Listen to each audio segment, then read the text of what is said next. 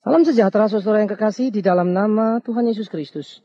Di bagian ini kita akan memikirkan, mungkinkah kemiskinan hilang? Markus pasal 14 ayat 7 akan merupakan pokok pikiran kita. Demikian firman Tuhan. Karena orang-orang miskin selalu ada padamu, dan kamu dapat menolong mereka bila mana kamu menghendakinya.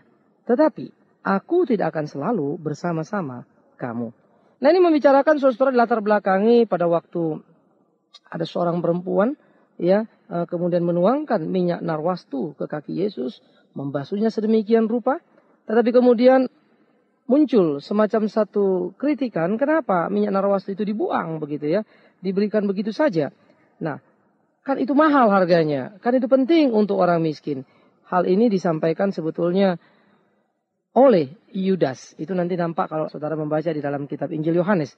Yudas memang adalah bendaharawan, tetapi sebetulnya ketika dia berbicara juga dia tidak sedang berpihak kepada orang miskin.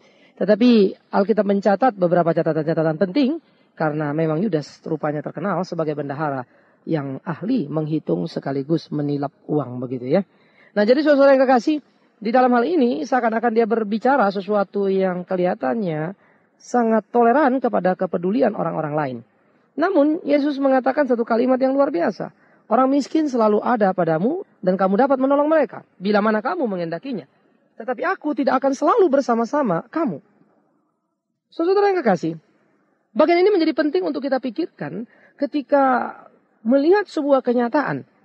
Pembelaan kepada orang-orang miskin sebetulnya adalah satu pembelaan yang tidak akan pernah berhenti. Selalu ada padamu. Tetapi Yesus yang datang ke dalam dunia yang disebut tidak selalu bersama dengan kamu, bukan berarti Yesus nggak akan ada begitu ya. Tetapi dia berbicara tentang dia yang datang sebagai manusia, lahir, bertumbuh, melayani, dan akhirnya harus mati di atas kayu salib. Nah, sesudah di atas kayu salib mati, tentu tidak lagi bersama-sama dengan kita secara fisik dalam konteks murid pada waktu-waktu itu. Tapi berbicara penyertaan Yesus tentu sepanjang masa di dalam hidup umat manusia. Sepanjang usia zaman dari kekal kepada kekal, itulah dia.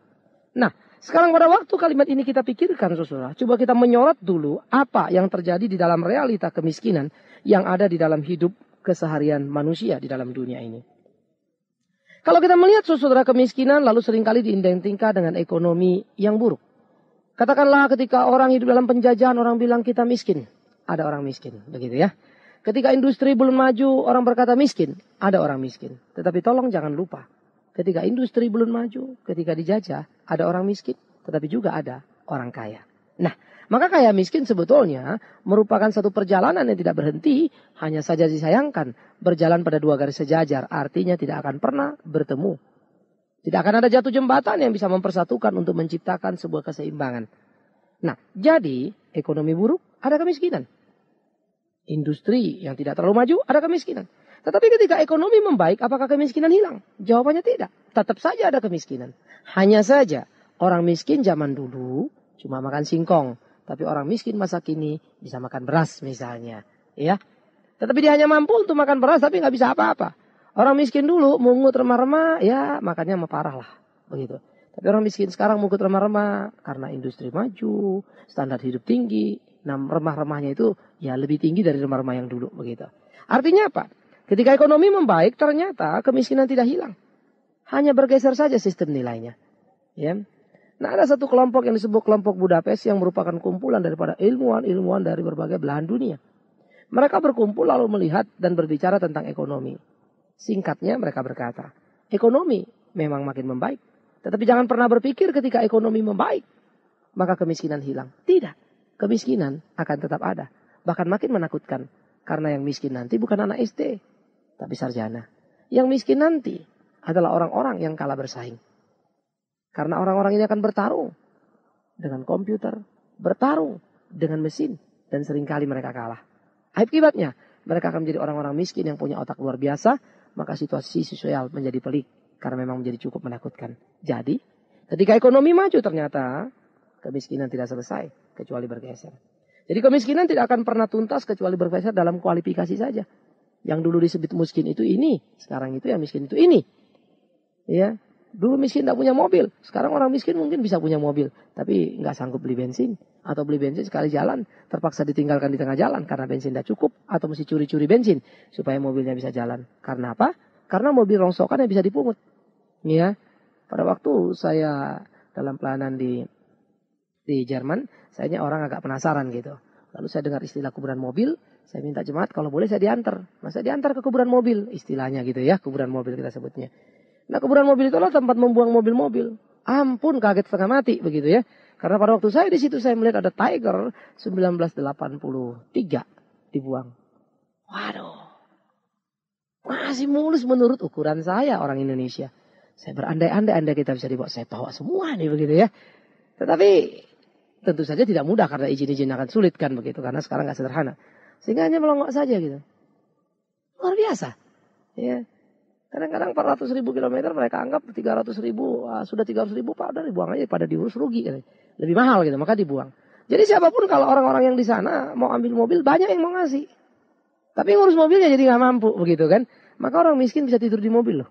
Nah itu kan cuma pergeseran kualifikasi. Nah ketika melihat kenyataan dunia yang terus bergerak dan bergeser itu. Ternyata kemiskinan nggak pernah selesai. Dan memang tidak akan pernah selesai saudaraku. Yang kedua kalau kita melihat dari apa yang dikatakan oleh Kristus sendiri. Orang miskin selalu ada padamu untuk mengatakan temporary memang sifat Yesus di dalam dunia. Karena dia akan mati seperti yang saya katakan di depan tadi kembali ke surga. Tetapi yang menjadi penting adalah ketika dia mengatakan selalu ada padamu. Merupakan sebuah tekanan yang sangat serius. Kemiskinan tidak akan pernah selesai. Selalu ada waktu untuk memperhatikan mereka. Ya, banyak waktu tersedia untuk melihat mereka. Nah karena itu, Yesus sendiri melihat, menyadari hal bagaimana kemiskinan akan berjalan. Tentu kita tidak sedang mengatakan, Yesus sendiri mengatakan dan bernubuat bahwa kemiskinan tidak akan hilang. Tetapi realita dari perjalanan 2000 tahun ke depan sesudah Yesus, kemiskinan tetap merupakan cerita. Bukan hanya di Indonesia, tetapi juga ada di negara-negara maju. Itu sebuah kenyataan. Ya. Selalu ada saudara. Sekalipun orang miskin di negara maju, mungkin lebih kaya dari orang menengah di tempat kita. Dalam ukuran kita loh. Ya. Tetapi di sana, di negara maju, kebutuhan berbeda. Maka mereka ada dalam kondisi yang miskin. Jadi kemiskinan itu selalu akan ada bersama-sama dengan kita di dalam kehidupan kita. Ya. Kemiskinan itu tidak hilang. Itulah realita dalam kehidupan yang terus berjalan. Karena memang ketika ekonomi mengalami perubahan, kemiskinan tetap merupakan satu nyanyian yang tidak pernah diselesaikan. Kemiskinan tetap merupakan pembahasan para pejabat pemerintahan yang tidak pernah dituntaskan. Berganti pemimpin terus menerus, orang miskin tetap sama, tetap ada dan tetap berteriak untuk menuntut apa yang menjadi haknya sebagai warga negara. Kemiskinan tidak akan pernah selesai. Bisa jadi karena masalah pendidikan yang rendah, tapi bisa juga karena kurangnya kemauan untuk hidup bertanggung jawab. Bisa juga karena gaya hidup yang sudah terusak oleh alkohol. Sehingga hidupnya hanya dari alkohol kepada alkohol. Dan akhirnya merusak dan menghancurkan hidupnya sendiri. Tentu kita tidak bisa menyalahkan pemerintah atau sistem yang ada. Itu tapi sebuah kenyataan. Yang ingin saya katakan adalah kemiskinan tetap akan menjadi kemiskinan yang tidak pernah terselesaikan. Karena itu miskin dan kaya ketika kita melihat ya adalah sekaligus merupakan kegagalan orang berdosa yang tidak mampu berbagi rasa. Karena seperti saya katakan tadi seperti rel kereta api yang sejajar yang tidak akan pernah bertemu rel kiri dan kanan. Maka begitu jugalah kaya dan miskin. Terus berjalan sepurut perputaran zaman. Apapun nyanyian zaman, kaya dan miskin tetap merupakan dua nada yang tak terpisahkan. Dua nada yang terus berjalan sejajar menuju ujungnya masing-masing. Maka di sana tampaklah ketidakmampuan manusia untuk berbagi rasa kepada sesamanya yang sama-sama manusia, yang sama-sama gambar dan rupa Allah. Atas nama sektarian, atas nama primordial, atas nama ideologi, atas nama lain-lain yang kita mungkin sebut di sini sara. Maka semua orang akan berjuang untuk dirinya sendiri, terutama atas nama dirinya. Semua orang menyelamatkan dirinya, tidak peduli pada orang lain. Itu mengakibatkan seperti dan sehebat apapun kemajuan ekonomi, maka kaya miskin tidak akan pernah terselesaikan. Kaya miskin akan terus berjalan. Saudara-saudara jangan mengatakan, ya kita kan baru puluhan tahun merdeka. Silakan cari negara yang sudah ratusan tahun merdeka. Amerika sudah sangat maju. Eropa sudah sangat maju. Apa saudara pikir di sana tidak ada orang miskin? Ada. Ada dan sekali lagi ada. Ada saudara. Ya. Nggak ada itu negara yang bersih dan tidak ada orang miskinnya. Kecuali orang miskinnya dibunuhin begitu kan ya. dibersihkan betul-betul itu negara. Kemiskinan tetap ada. Sekali lagi, belum tentu sistem negara yang bagus menjamin orang tidak miskin. Karena pada orang itu sendiri kalau ada kemalasan, kecanduan atau ketergantungan pada alkohol, sudah menjadi pintu kemiskinan. Ya, sekaligus menjadi perangkap yang menjepit dia sepanjang hidupnya. Jadi mungkinkah kemiskinan itu hilang? Kalau itu yang mau kita pertanyakan di dalam kehidupan kita. Maka mari dengan jujur kita melihat dan menjawab. Tidak. Kemiskinan tidak akan mungkin hilang. Kecuali hanya bergeser dalam sistem penilaian. Bergeser dalam kualifikasi miskinnya saja. Namun perhatikan baik-baik. Tidak hilangnya kemiskinan bukan berarti itu kiamat. Bukan berarti itu berakhirlah sudah segala-galanya. Karena akhir dari segala-galanya adalah kedatangan Yesus Kristus. Bukan tidak hilangnya kemiskinan. Kemiskinan tidak hilang. Namun saudara, itu bukan menjadi sebuah ratapan. Pantas saja saya miskin. Allah nggak adil. Kata orang miskin misalnya gitu ya. Allah tidak adil. Saya yang jadi korban daripada kemiskinan yang nggak bisa hilang. Kenapa bukan orang lain? Ketika kita merengek, ketika kita menangis tentang kemiskinan itu, sesungguhnya kita tidak menemukan kesejatian hidup itu apa. Sehingga ukuran kita hidup hanyalah sekedar harta yang kita miliki. Sakit sekali. Kalau hidup kita ditentukan berapa harta yang kita punyai, betapa rendahnya kita. Kita identik dengan cukai atau bandrol kalau saudara ngeliat rokok bungkus gitu ya, ada harganya di situ. Masa hargamu adalah harga dengan setumpuk uang atau seberapapun itu. Sangat murah sekali. Apa artinya sebuah kemiskinan di dalam nilai jasmani jikalau kita mempunyai kekayaan yang cukup di dalam kehidupan kita. Sehingga kita menjadi orang-orang terhormat yang tidak perlu merengek dan meratap. Kemiskinan tidak akan hilang. Namun itu juga sekaligus merupakan kesempatan untuk berbagi rasa. Supaya orang-orang percaya bisa mewujudkan cinta kasih di dalam kehidupannya. Supaya orang-orang kaya bisa sungguh-sungguh hidup menjadi teladan di dalam kekayaannya. Dan orang-orang kaya itulah yang disebut orang-orang kaya yang Kristen. Bukan orang kaya yang beragama Kristen. Orang kaya beragama Kristen bisa saja dia tidak mau berbagi harta bendanya untuk saudara-saudaranya yang miskin. Nyata gereja gagal kok. Karena jurang kaya dan miskin itu ternyata bukan hanya meliputi persoalan bangsa, tapi juga persoalan gereja. Karena toh rembetan-rembetan seperti itu nyata sekali. Karena itu tenggang rasa, toleransi yang penting, yang mendalam. Di dalam rangka berbagi rasa harus digalakkan dan dihidupkan. Supaya muncul orang-orang kaya yang Kristen, yang bukan sekedar beragama Kristen. Orang-orang kaya yang penuh cinta kasih, yang sadar akan panggilannya. Tetapi untuk berbagi kan kita tidak perlu kaya. Untuk berbagi yang kita butuhkan hanya satu. Ada ya enggak yang bisa kita bagi? Hanya itu kok. Jangan bilang enggak hanya karena kau tidak ingin melepaskannya. Ada. Maka berikanlah. Sekalipun sesudah yang kau memberikan mungkin yang kau tidak punya sisa lagi. Tapi jangan lupa. Apa yang kita lakukan itu merupakan sebuah panggilan yang tidak terelakkan. Untuk boleh memikirkan.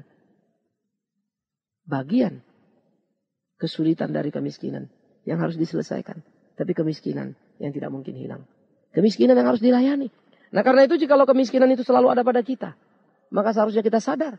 Kesempatan untuk menyatakan cinta kasih selalu ada pada kita. Maka kita harus sadar. Kesempatan untuk berbuah selalu Tuhan berikan pada kita. Bahkan melimpah. Tinggal bagaimana kita berbuah apa tidak. Bagaimana kita penuh cinta kasih apa tidak. Bagaimana kita mau berbagi rasa apa tidak. Bagaimana kita mau berbagi harta apa tidak. Bagi dan dengan mereka yang membutuhkan. Karena itu saudaraku yang kekasih. Perlu dengan serius kita memikirkan bagian-bagian seperti ini. Supaya hidup kita menjadi satu hidup yang bermakna. Yesus secara fisik sudah tidak lagi bersama-sama dengan murid-murid. Tetapi cinta kasih yang didemonstrasikan selalu ada. Yaitu orang-orang miskin yang selalu membutuhkan perhatian. Orang-orang miskin yang mungkin karena salahnya ia miskin. Tetapi jangan menghujat, jangan menghukum mati mereka hanya karena kesalahan itu. Mereka adalah orang-orang yang patut dikasihani. Sekalipun ada orang-orang miskin yang perlu didisiplin. Lah kalau sudah miskin malas, itu kan perlu dihajar baik-baik. Supaya dia jangan menjadi seperti itu. Supaya dia tahu diri. Jangan juga gelap mata di dalam menyayangi atau menyatakan cinta kasih pada orang miskin. Karena bisa jadi mereka sudah miskin di dalam hartanya. Anda membuat miskin pula dalam tanggung jawabnya. Maka Anda makin jauh membunuh mereka. Sehingga mereka miskin lagi untuk harapannya menyongsong hari depan yang baik. Kecuali semangat untuk meminta, dan meminta di dalam hidupnya. Kemiskinan memang tidak mungkin hilang. Tetapi mungkin untuk diselesaikan problema-problema yang muncul di dalamnya. Ketika orang mempunyai pengharapan yang kuat akan kasih Yesus Kristus. Ketika orang mempunyai satu gairah dan itu hidup di dalam batin mereka. Maka apa artinya lah? Sebuah kemiskinan yang bersifat duniawi itu. Sebuah kemiskinan yang bersifat harta benda. Karena itu akhirnya bukan apa-apa lagi. Karena itu saudaraku yang kekasih. Kemiskinan tidak akan hilang. Tetapi justru itu menjadi sebuah kesempatan untuk kita bergerak dan bertindak. Ekonomi boleh maju, tapi akan menciptakan kemiskinan gaya baru. Ekonomi boleh maju, tapi akan menciptakan kemiskinan dalam strata yang baru. Ekonomi boleh maju, tapi akan menciptakan kemiskinan dengan baju yang baru. Kemiskinan dengan kualifikasi yang baru. Kemiskinan yang mungkin zaman dulu tidak disebut miskin.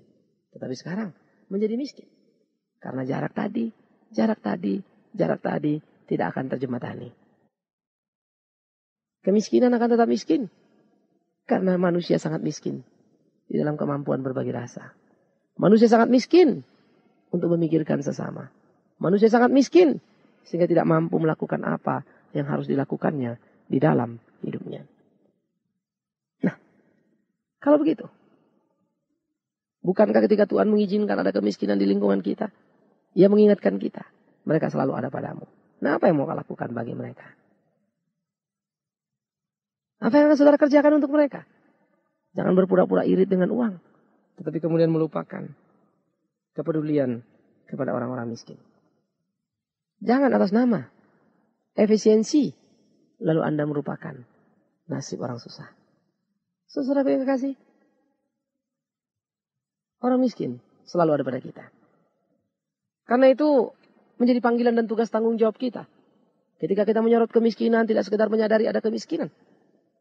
Menjadi tugas dan tanggung jawab kita. Bukan sekedar melihat lalu membuat klasifikasi. Masih banyak orang miskin di Indonesia. Bukan sekedar menceritakan bahwa ada orang miskin di sana dan di sini. Bukan sekedar bersaksi. Ada orang miskin banyak sekali di desa A dan di desa B. Tolonglah mereka. Bukan sekedar lagi himbauan yang kita perlukan. Cerita-cerita kesaksian-kesaksian kosong. Yang akhirnya justru lucu. Kesaksian yang tidak menunjukkan sebuah tindakan. Apalagi kesinambungan yang terus-menerus. Karena itu, ketika kita tahu ada orang miskin. Ketika kita tahu ada orang susah. Yesus berkata, mereka selalu ada padamu. Apa yang mau kau lakukan? Karena dalam kitab Injil Matius, pasal 25 kita membaca. Ketika kita peduli kepada orang-orang papa, orang-orang susah, orang-orang miskin. Kita sedang peduli kepada Yesus. Yang mengajarkan kita cinta kasih dan mengasihi mereka. Bukankah begitu, saudaraku? Karena itu menjadi penting bagi kita. Untuk kita memikirkan satu karya, mendemonstrasikan menjadi tindakan nyata, menolong mereka yang susah, mengangkat harkat hidup mereka untuk menempati posisi yang pas, yang layak sebagai manusia. Orang miskin selalu ada padamu, bukan untuk disesali dan ditangisi. Tapi Yesus bilang, engkau selalu bisa berbuat untuk mereka. Karena itu jangan berhenti. Mari kita berbuat, saudara. Mari kita coba mulai peka, melihat kiri, kanan, tetangga kita, keluarga kita. Orang-orang di sekitar kita yang mungkin untuk kita bantu. Bantulah mereka. Tolonglah mereka. Saya bersyukur jika Tuhan menolong saya, menyadarkan saya. Untuk bersama rekan-rekan kami mendirikan yayasan Channel of Blessing untuk mensupport saudara-saudara yang ingin sekolah teologi tetapi kesulitan dana. Mereka yang punya panggilan jelas, hati yang bersih, motivasi yang murni. Kita mendukung. Kemudian Tuhan juga menolong menggerakkan saya dan teman-teman lain. Untuk mendirikan yayasan yang kami sebut namanya Mika. Misi kita bersama. Untuk membangun sekolah unggulan di Kalimantan. Di tingkat kabupaten. Untuk mengangkat harkat hidup orang. Supaya kebodohan bisa diberantas.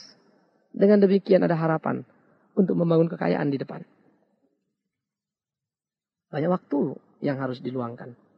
Banyak tenaga dan juga rupiah. Tapi ada suasana sukacita ketika kita mampu berbagi rasa. Orang miskin selalu ada pada kita. Bukan untuk dicuekin. Orang miskin selalu ada pada kita. Bukan untuk dianalisa menjadi objek. Apalagi dikutuki dan berkata memang mereka manusia berdosa semuanya. Kalau memang kita orang yang diberkati. Dan orang-orang yang merasa sudah suci. Jangan cuma teriak dan memaki. Mari turunlah. Tolonglah. Bantulah. Mereka selalu ada padamu. Untuk membuktikan Apakah engkau cinta pada Dia, Yesus Tuhan? Kita sebetulnya ditantang oleh kehadiran kemiskinan di sekitar kita. Kita digugat di dalam kualifikasi iman percaya kita. Seperti apakah iman itu berwujud? Menjadi sebuah pertanyaan yang serius. Karena itu, tahankan kakimu, ambil waktu, duduk sebentar, merenung. Orang miskin selalu ada padamu, padaku. Dan apa yang kita lakukan untuk mereka? Jawablah dengan jujur dalam batinmu. Tuhan bertanya padamu dan padaku. Kiranya kita berkarya di tengah dunia ini secara nyata untuk melawan, memberantas kemiskinan sedapat yang kita kerjakan.